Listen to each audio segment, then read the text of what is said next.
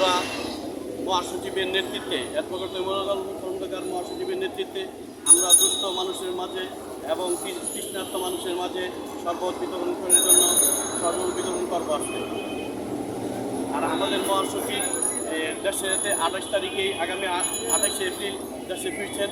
আমরা তার জন্য দোয়া করবো যাতে তিনি সুস্থভাবে দেশে ফিরতে পারেন। আর আমরা এই কার্যক্রম সবসময় অব্যাহত রাখবো, এক সপ্তাহ অব্যাহত রাখবো।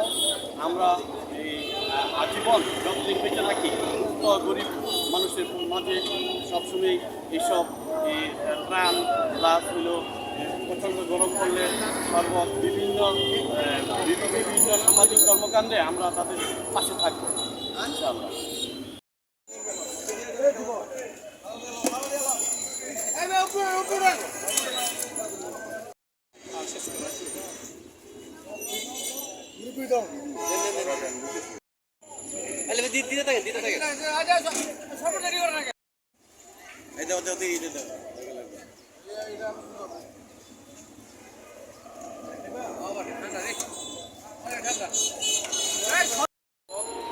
এই গরম তীব্র তাপদাহ, এই গরমে মানুষ অতিষ্ঠ।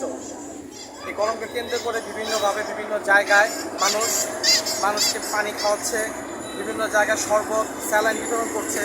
সেই ধারাবাহিকতায় আমাদের মজলুম জননেতা ব্যারিস্টার নাজমুল হুদার আদর্শ যিনি লালন করেন এবং তৃণমূল মানুষের পাশে যিনি আজীবন খেটে গিয়েছেন এবং রিক্সা ইউনিয়ন, শ্রমিক ইউনিয়ন মানুষের যিনি নেতা, খেটে খাওয়া মানুষের নেতা, যিনি তাদের দুঃখ দুর্দশা বুঝেন, সেই নেতা মজলুম জননেতা অ্যাডভোকেট তৈমুরুল খন্দকার, তার নির্দেশনায় আজকে আমরা এখানে রিক্সাওয়ালা অসহায় দুস্থ মানুষের মাঝে শরবত বিতরণ অনুষ্ঠানে এসেছি এবং আমাদের মাঝে উপস্থিত আছেন আমাদের নারায়ণগঞ্জ মহানগরের সংগ্রামী সভাপতি মজলুম জননেতা অ্যাডভোকেট তৈমুরুল খন্দকারের আদর্শের সৈনিক অ্যাডভোকেট আলী হোসেন ভাই, এবং ওনার নেতৃত্বেই আজকে আমরা এই শরবত বিতরণ অনুষ্ঠান উদ্বোধন করবো ইনশাআল্লাহ।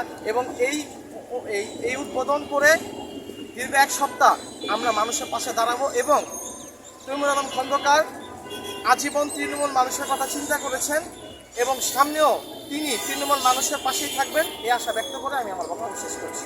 আসসালামু আলাইকুম।